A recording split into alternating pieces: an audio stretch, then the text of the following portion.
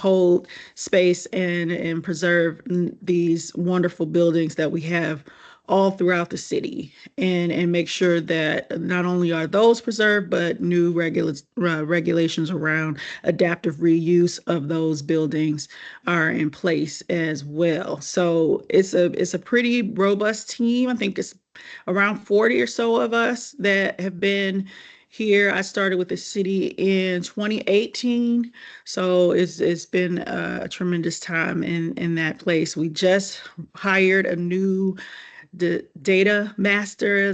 He worked with us previously. His name is Thomas Veldman. I'm not sure if you all are familiar with him, but he is my GIS master. And anytime I need any specific data, he can, kind of take what my ideas and vision are and translate that into data. So those are just some of the ways that the field is benefiting me and serving me in my role, and ultimately helping us to deliver our service to the citizens of Detroit.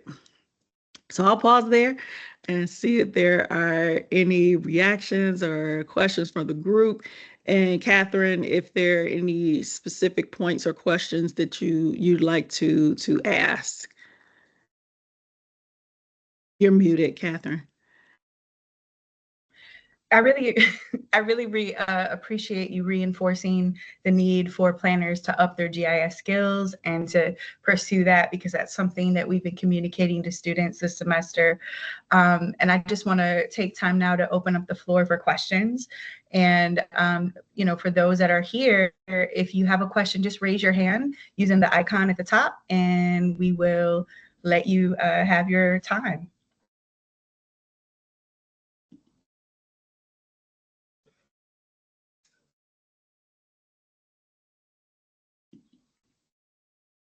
Don't be shy. You guys have any planning questions for Khalil, or even just how are decisions made, as far as I appreciated Khalil explaining about her data wizard. His name is Thomas. Did you say his name was Thomas? Yes. Her GIS guru.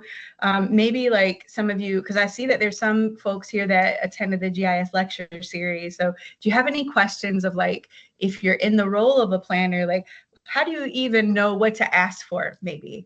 Or what does that look like when you're having those relationships with GIS or data experts?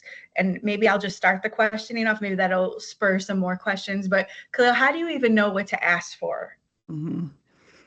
So I'm going to think of a real world example for you. So one of the more recent framework plans that we did in East Region, we were looking for city-owned, and what that means is real estate that is in the city's ownership inventory. Where are those along commercial corridors? So being able to have a map and a suite of data that would show us visually and graphically where those places were in these commercial corridors. So number one, we want to know where all of our active commercial corridors and thoroughfares are, and then along each of those, where are the city inventory.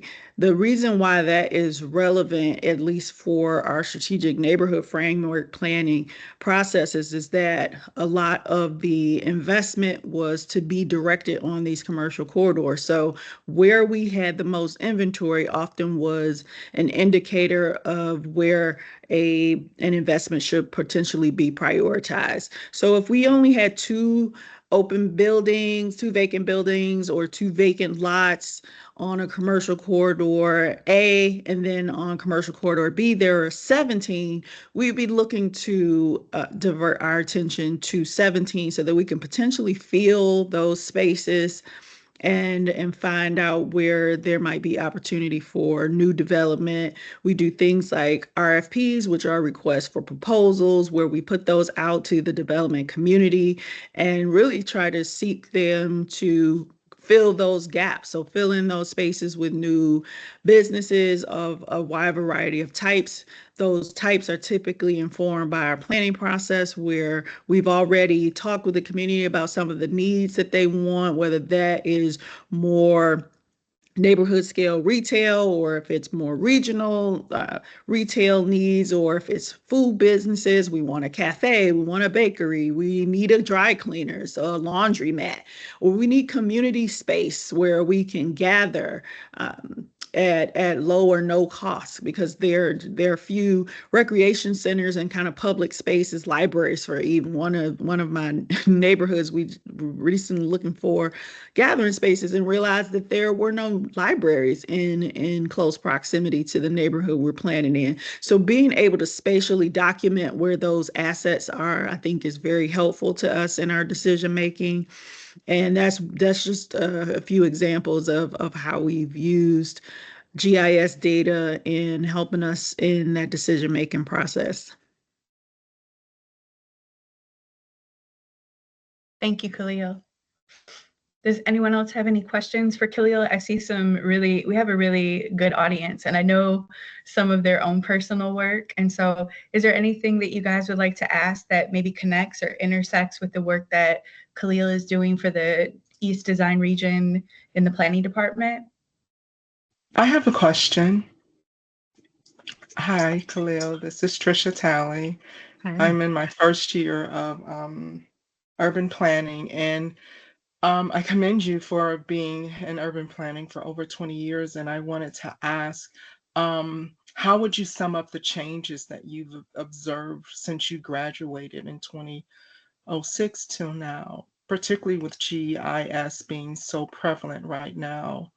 Mhm. In extracting the information that's needed for the redesigning or developing a framework plan for a Detroit neighborhood? I think that I would sum it up as a so two kind of key things have I feel like have shifted over the course of my career. Number one is just engagement. So part of the reason why I even became interested in the field was just this feeling of disconnect from decisions that were happening, that were making pivotal changes in my neighborhood. And so that's always kind of been the baseline that has driven me in terms of making sure that we have as many touch points as possible. It's I'd rather over engage than under engage. And how the GIS and data has been helpful, I would say probably more recently in my career than before, is that number one, people are more receptive to the technical component than I bring. So I do believe that the lived experience is a critical data point, and one that is very important as we make decisions for and with community about their neighborhoods. So them bringing that to bear and me being able to present data that either supports or helps them to broaden their understanding or appreciation for a decision that has to be made, I think has been tremendously different at this later part of my career because of the prevalence and accessibility of data. And of course, when I started my career, we didn't have iPhones, we barely had the internet. So now all of these digital tools and mediums are available. People are much more adept at using them and believe it or not, understanding them. So taking, a GIS map that's curated and pairing it with, very stylized graphics, being able to show, how, different trends and demographics and income data and land-based data has changed in your neighborhood over time. It's like, oh, okay, I understand now why it might not make sense to put that there, or I think it would do better if we place this idea or this particular project in another space. I think data has been really, really helpful to drive those messages home, to help the community make decisions along with us. And that's probably how I would summarize that the distinction between that. Before, it might have been, more relying on the expertise of the planner at the beginning of my career, expecting us to almost have all the answers. But today it's much more collaborative, it's much more iterative with the community, and having the even a baseline understanding of how to like create a map in GIS, how to mine and harvest data, how to create, data layers, turning things on so people can kind of see, that in real time. Those have all been really useful skill sets and tools in the trade. So that's how I probably would summarize. And hopefully, Trisha, that has answered your question, but I'm happy to expound if there's some other areas you want to dive deeper into. That was wonderful. Thank you. You're welcome.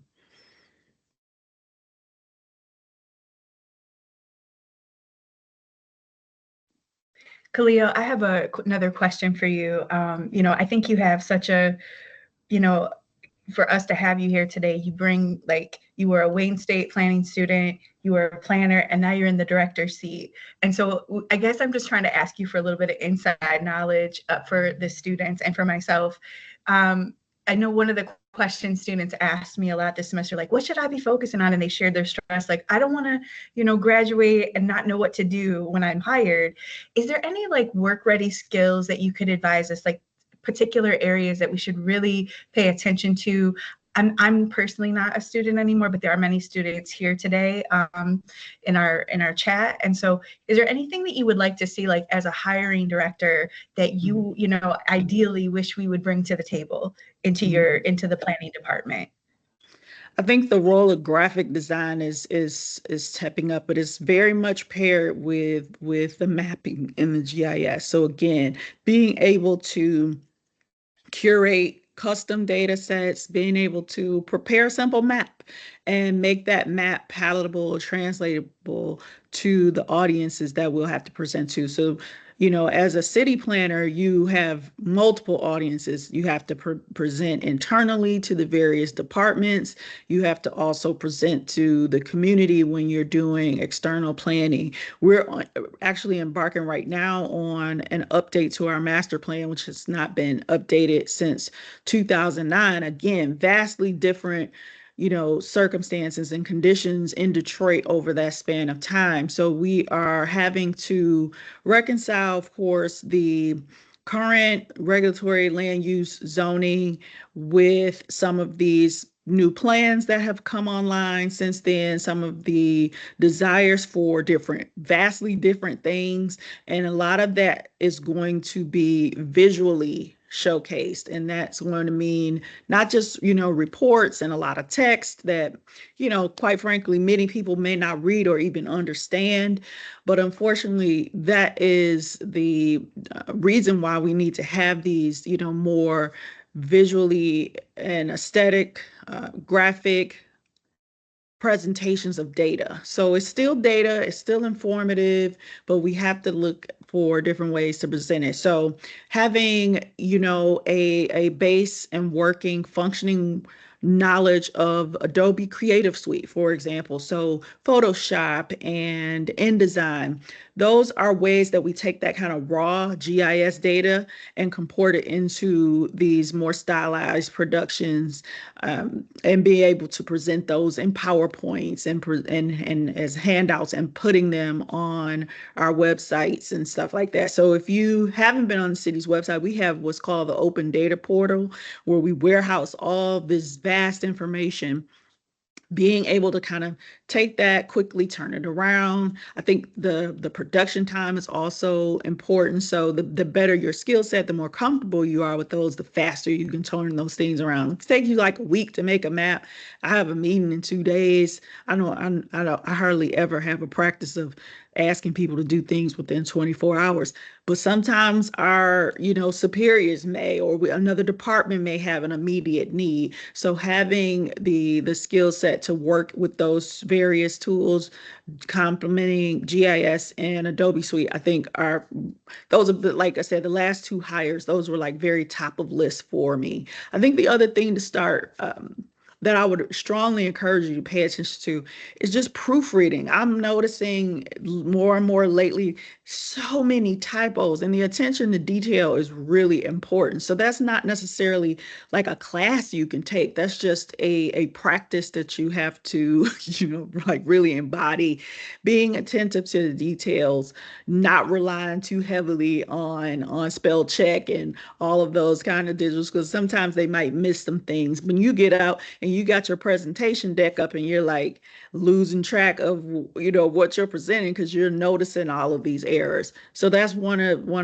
the things that is important, that I often remind my team to just be really cognizant of as they are reviewing their decks. PowerPoint, we use it all the time. So some of your staple tools, if you're not really good at putting a deck together, those are the types of things that we use very frequently in our work, especially in our public presentations.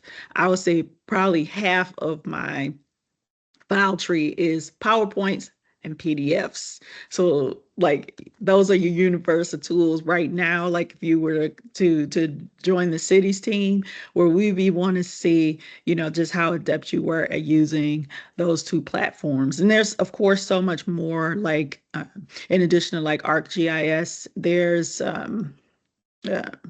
beyond ArcGIS, the Microsoft suite, the basic things, Excel, and you'd be surprised just how difficult it is for people to use Excel, but we still use it. We use it for trackers. Catherine created a whole suite of trackers for us that we still use to this day to document our decision making around land sales, around BZA, which are building and zoning appeals. So basically, when people go and say, hey, I want to change the zoning, or I want to get a special land use, we use Excel to, track all of those projects and the decisions that come out of it and the outcomes. So there's some pretty basic, tools that you're probably already familiar with. I would say mastering those are ideal as kind of coming into the workplace. I see a hand, Catherine, from Elizabeth. Yep, Elizabeth. Yep. Go ahead, Elizabeth. Hi, thank you. Thank you, Khalil, for mentioning all that. That's really helpful. I had one question. There seems to be a couple classes only to take here at Wayne State. When you said take advance your knowledge of GIS by taking more classes, were there some beyond what's offered at Wayne State that you had in mind, or that other people you've hired had taken that you found helpful and piqued your interest and ultimately helped you choose that candidate?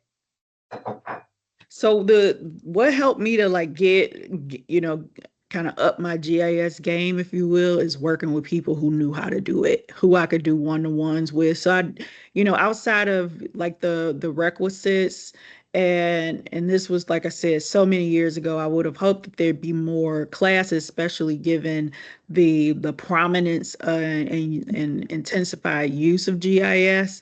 But if that's not the case, I found some assistance going to like some community college classes, but most of what I would attribute my greater understanding, like how to use it, navigate it. And if I was in a crunch, I could create my, it wouldn't be as anywhere as beautiful as stylized as like Tom's.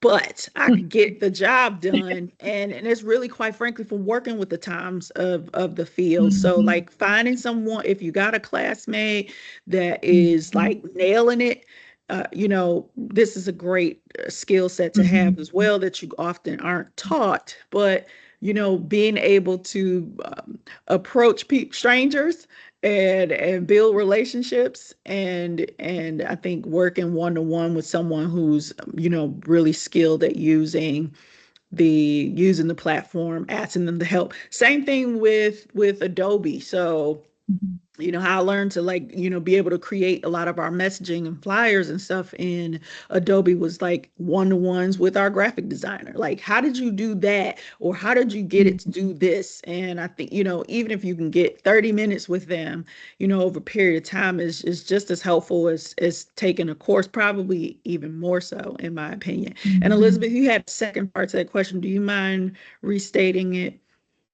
Well, it was just basically like what was on Thomas's resume that showed he had such in-depth knowledge of GIS, or you know, what was beneficial that piqued your interest in hiring. You know, skills wise. I don't want to get into anything personal, of course, but No skills problem. But guess what? I didn't hire Tom. I just like you strongly just work with. advocated. I Okay. strongly advocated that we bring him on. Tom actually worked in our department when I first started with the city, and he was the map guru then, and a lot of the help that I needed to pull down data sets and bring data sets for the neighborhood framework plan that I was leading at the time. He was really helpful with that. He was also very helpful with, onboarding our consultant team and making sure they knew how to use Open Data Portal to import data and again translate it into these different data sets that we had to ultimately present. Because if you take a raw data table from Open Data Portal or ArcGIS and put that up on a screen, you may as well be putting up Chinese pinyin and characters, because like most audiences be like, what is that? And so there's this bridge from being able to take the data, being able to translate the data, and then convert it into, more palatable presentation. So that's where that big bridge to the graphic piece comes. So infographics and pie charts and all of those things that basically convert the data into something, more visual that people can quickly understand, especially as can imagine going through so many slides or whatever in a presentation. So Tom was like, if you went to school for GIS, that's what he would have done. His resume and skill set was very deep on ArcGIS and using all of these various data tools. He's not going to do that stylized piece. We have a graphic designer that kind of does that for us. But I mean, if we were on this call right now and Tom was here and we made up some kind of data point that we wanted to explore, like how many skyscrapers have had, whatever was, he could come up with, a way to represent that and maybe even find archive data that would help us to explain that and tell that story. So he really did come with a lot of work experience around GIS. It's almost like most of his positions have been GIS oriented. Alexandra? Thank you. Yep. I'm sorry, go ahead. That's okay. Science librarian at the university, and I'm interested in GIS as well. I was wondering if you are using rendering engines like Blender and these other sort of graphics engines that have oftentimes been used in the games industry, but are now being used for art by architecture firms, by landscape firms to create visualizations. You made the excellent point that people want to see the data visualized. Are training in those types of engines useful for planning work, or do you see that being used in the future to create designs or create visualizations for designs and data? Thanks. Absolutely. Part of what we do is outsource a lot of that. So when we want to, give people a, visionary or more future leaning rendition of what a building or space might look like, either reimagined as it is with improvements, any of that stuff.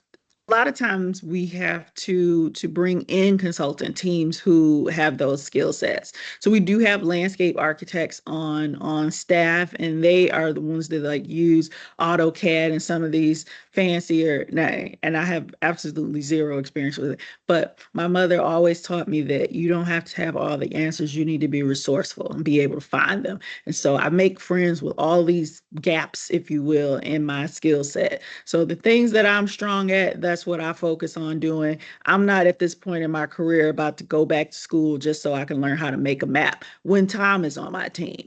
I also don't need to go and learn about, some of these advanced rendering and design tools when I have Russell and Natasha. Like, hey, this is what I would like to accomplish. They, again, going back to that relationship building and really starting to pair yourself. But yes, I would say that that is definitely a much needed skill set.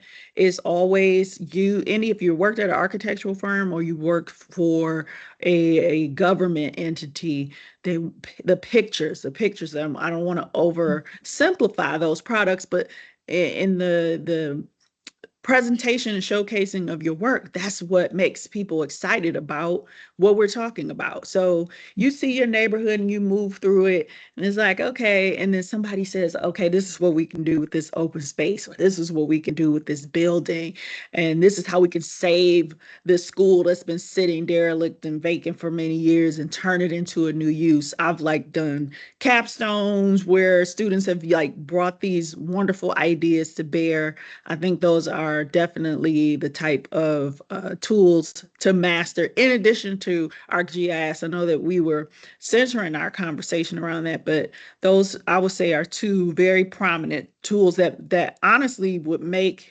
you very marketable. That's what stands out on a resume, quite frankly.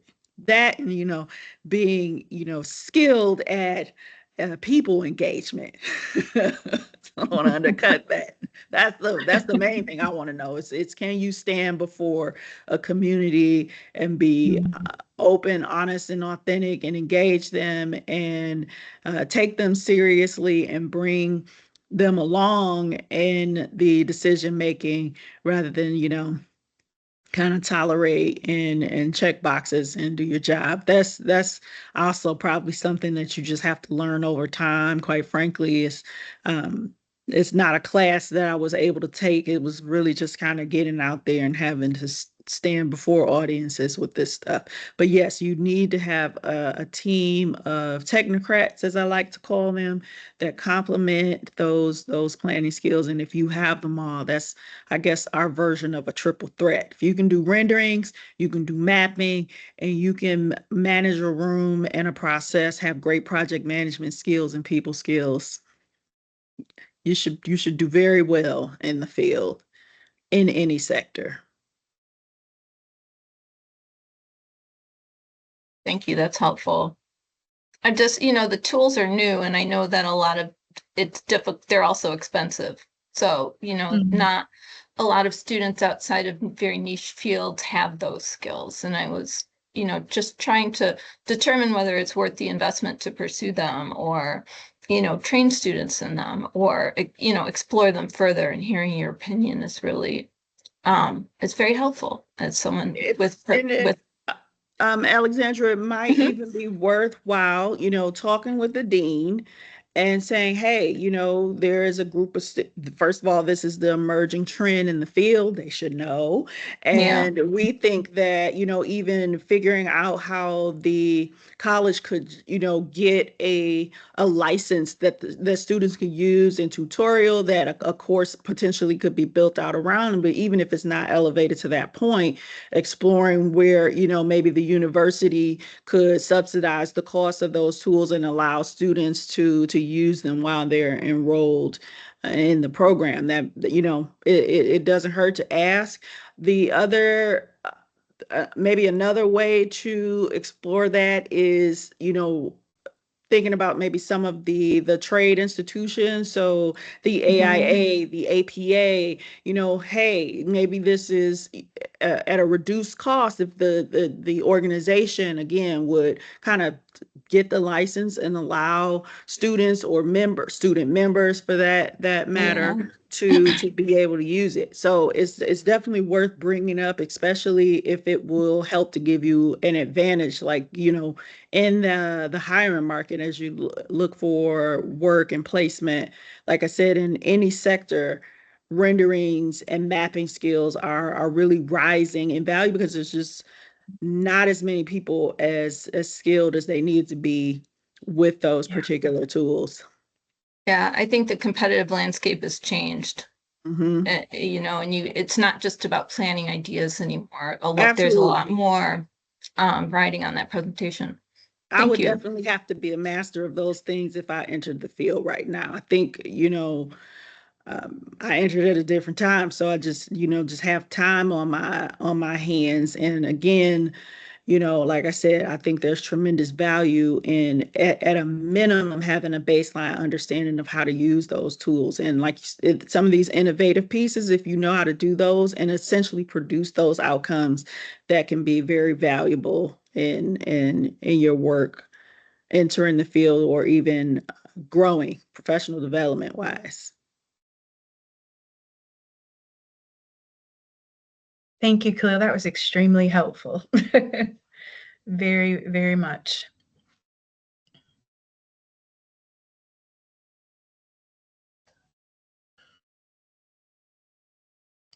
Does anyone else have any questions for Khalil?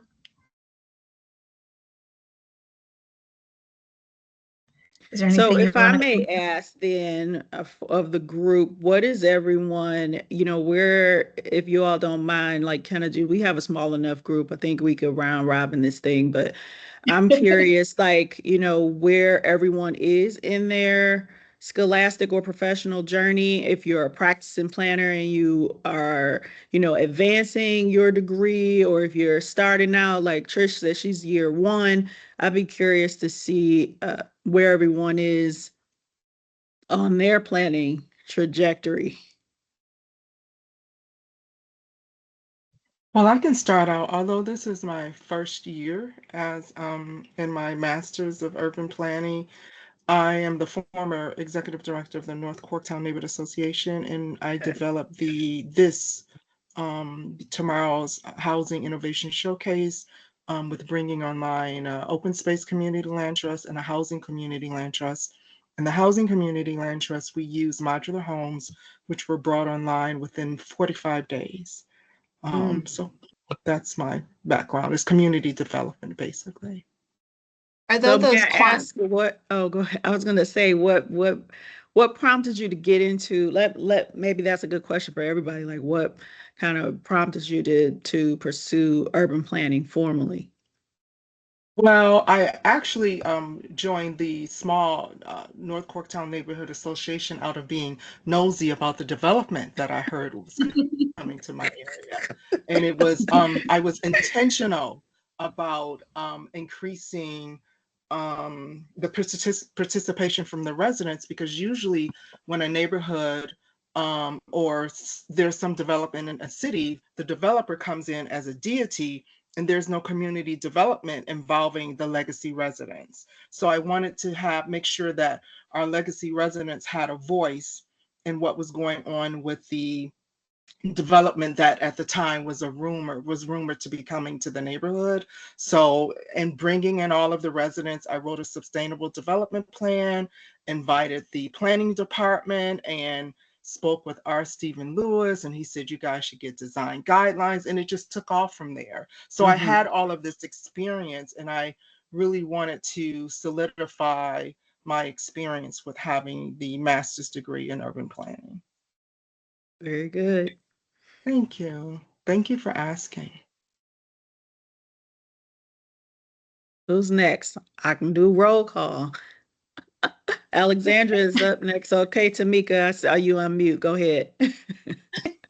Hi, I'm Alexandra Sarkozy. I'm a science librarian at Wayne State University, but I've also been involved in some technology training with Alex Hill. And it's a place that libraries have dipped their toes, like usually with more humanities-based software, but I think visualization software and mapping have such a wide cross-cutting impact across fields that could be a place for them, as well as potential licensing negotiation. But Mm.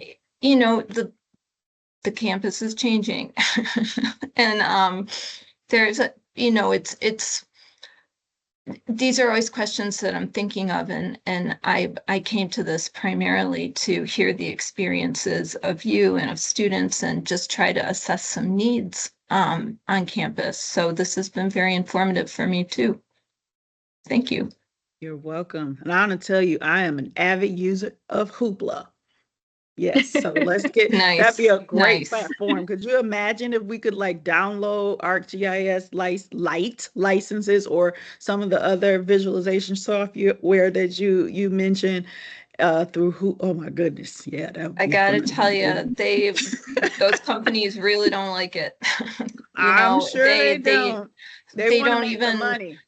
offer licenses to institutions. I was learning a CAD software last year, and I did this at Macomb Community College, and we had to, I'd have to drive to Warren every time I wanted to use it, and the student pricing was pretty high too. They really expect you to kind of be in the business, and training becomes difficult for colleges without group licensing and expensive for students. Hmm. Yeah, no, Yeah, but I'm some, spending on that one. yeah, there are free alternatives, and I try to Mhm. encourage those too, but I know that there's industry standard practices too and tools. Well, thank you. Well, thank you. Tamika, you better speak up because you got a lot of good stuff to share.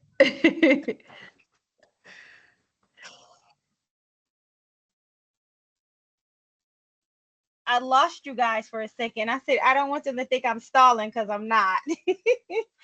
Okay, so I am Tamika McLean. I did an urban studies undergraduate degree recently at Wayne State. I've always been in real estate for over 15 years now.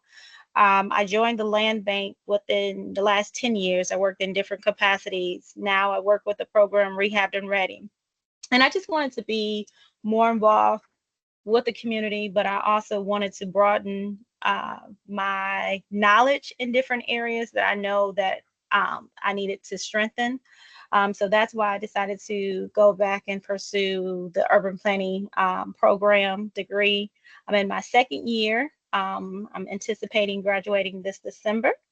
Um, I just want to be more of a impact within our community. I was born and raised in the city of Detroit, and I just see a need for different things that our existing residents they lack knowledge in, and just I wanted just to be a pivotal point in that. So that's why I decided to do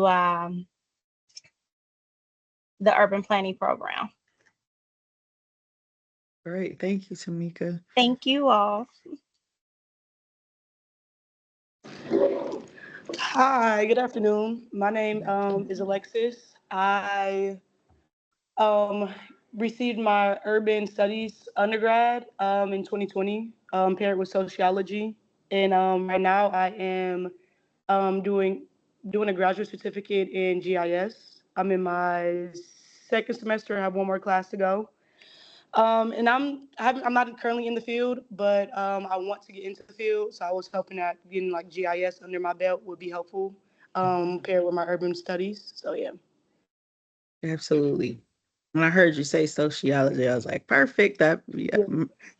Perfect Yeah, track perfect. for urban planning. Yes, absolutely. Thank you, Alexis. Thank you. And Elizabeth?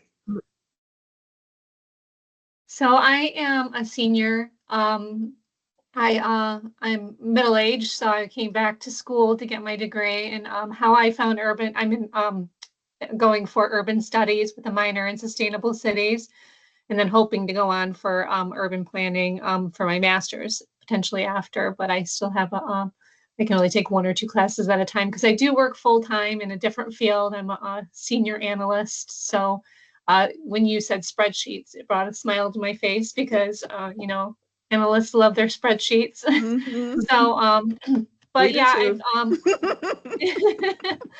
how I found urban studies is I searched classes that I was interested in. I'm very interested in the sociology classes and things like that. And the geology classes. I really first started with my minor in geology, but what everything pointed to what kind of classes I wanted to take, because I'm not really taking this for a career change potentially. Maybe I might change my career, but it pointed to urban studies, to further my knowledge about everything related to cities and people and social circumstances and things like that. So that's my story. My first class with GIS is this summer, so I haven't taken my GIS class yet, but I really look forward to it because I do love maps. So Great. Thank you, Elizabeth. And did we miss anyone else? Catherine, would you like to share for the group? Well, you know a great deal about why I got into this, but I'll try to just summarize it and make it short. Why I got into urban planning was because I love the city of Detroit. I've been a resident for 20 years, always been deeply connected with the community and community work in different capacities. And just, similar to what you said, Khalil, when, I started experiencing and noticing a lot of gentrification in my neighborhood, watching people that I loved being displaced. It was really, just hurtful to watch. And I also too felt like we were disconnected from, it was like the city was building on top of its people and without, concern to the residents. And I think that the city's come a long way, but I still think we still have a long way to go. And so I wanted to be a part, to do my part, whatever that is, whatever that means. Not that I can do the whole part, because we all have to do our part. But I signed up because urban planning just touches so many things that I love and care about. And I wouldn't feel, hedged in if I had pursued a different major. So with urban planning, I can spread out and, serve the community in different capacities. So that's why I got into it. I graduated in December from the MUP program, so I'm officially out. And thanks, Khalil. And I was hired by Alex. He's my supervisor. I am right now a GIS peer mentor. And so I felt like that was a good, low key way to exit out, but still keep working and kind of just take a breather. I thought it was going to be a breather, but they kept me really busy this semester. So it really wasn't the breather I thought it was going to be, but it has been a wonderful experience. It's been a great learning experience. I have enjoyed spending time with the students, and also being a peer mentor has helped me reconnect with GIS and recharge my memory of how to do certain tools and learn new things. Alex has been great. I've learned so much from him. He's our GIS genius. And so I told Alex, I feel like I didn't get a job, but a bonus course, that bonus graduation course that I needed, especially because, Khalil, me and you talked about it. I always wanted to sharpen and keep going with my GIS skill set. So I still I'm even more into it now and just in love with it. But I still love planning and economic development and the things that you were sharing with me and mentoring me through under you. So I'm just excited to bring these tools together and hit the, get into the planning field when it, when that door opens. But that's where I'm at right now. So thank you for asking. And thank you for being a part of sharpening my skill set as well. I just appreciate you so much. I always talk about you and the role you've played in, because sometimes people are like, how do you know about this? How do you know how to do this? How do you know even to think about that? I'm like, Khalil mentored me. I had a great learning experience under Khalil and the East Design Region team. So shout out to you and for all you do for the city of Detroit. You're amazing. Thank you so much. I appreciate that. And I want one thing I will leave the group with is just that as I listen to you all share, the theme that really threads this work, and I think is the heart and soul of our field as a profession, is people, right? And that we should approach our work in service, because many times we're working in places that don't belong to us. And so entering as guests, entering with respect and courtesy and appreciation for the experiences that those people have from those places, that it is going to be nuanced and sometimes uncomfortable. And I think being able to kind of take that all in, and I take it personally because you have a job as the professional there to help them to discern the different rules and the rules and tools, if you will, of how to get to a better place, how to make places more livable. A lot of times when I encounter people, they say, "What's an urban planner?" I say, "I am a city maker. I'm a place maker. Every Mhm. decision that you could think about pertaining to," I said, "you know where your house is situated? An urban planner probably had a role in determining where that is. You know, the shops you like to go to, the streets that you traverse. A lot of those things come from urban planning, and it really is so broad. So you know, I've heard a number of you kind of touch on different aspects and approaches from economic development to community development to social movements and how we move, maybe even from an archaeological or sociological piece. All of those are such helpful and relevant tools. And often you're not going to realize that until you are deep in this field, until you are at a community meeting where someone is lamenting about being left out. And that's really part of my origin story. I didn't lead with that this time, but I am a third generation Detroiter.